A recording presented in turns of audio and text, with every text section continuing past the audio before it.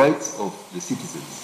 It is a fact that in conducting elections, the electoral body, IBC, draws its officials from the local community, the same community from which aspiring leaders and candidates to these elective posts come from.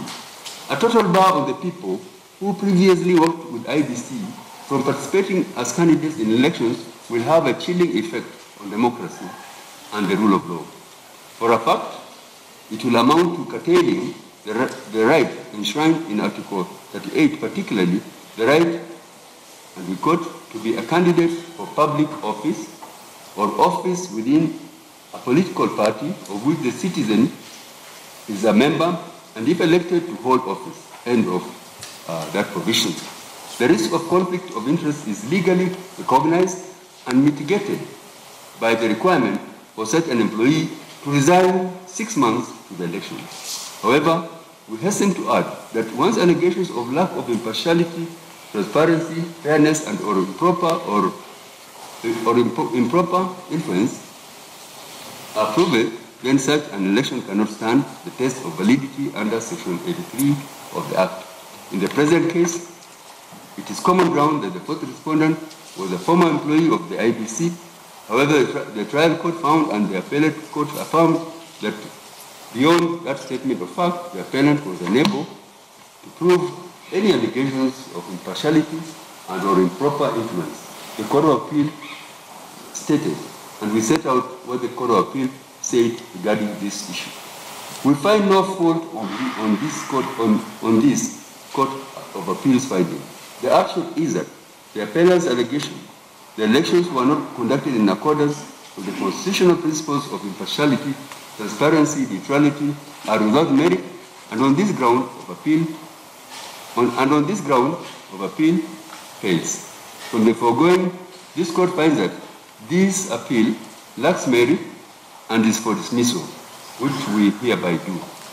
Costs.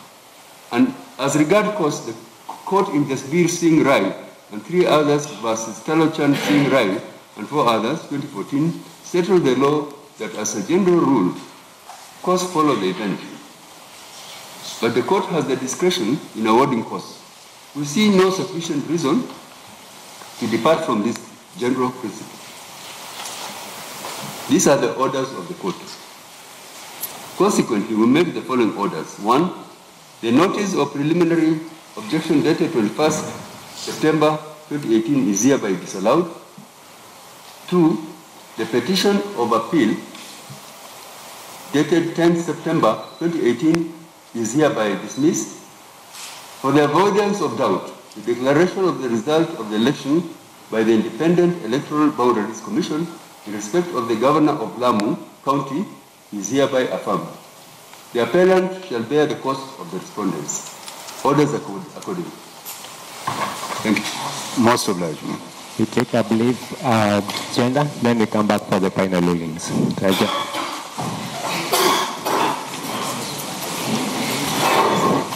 Of course.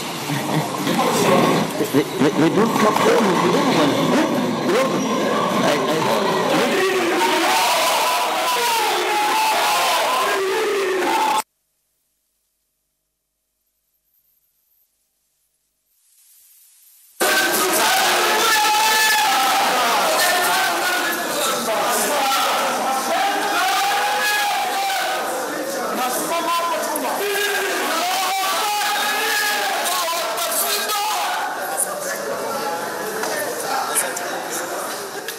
All right, there you have it. The Supreme Court has made its ruling when it comes to the election of Lamu Governor, that is Fahim Twaha, and it is that the Supreme Court has upheld his election, saying that the errors that were cited by the person who was actually challenging his election were insignificant, and so Lamu Governor continues to serve the people of Lamu County. Bringing us to another short commercial break here on KTN News Center, but we still have a lot lined up for you when we come back during the second hour, because the second hour comes exactly at 10 a.m. So keep it KTN News.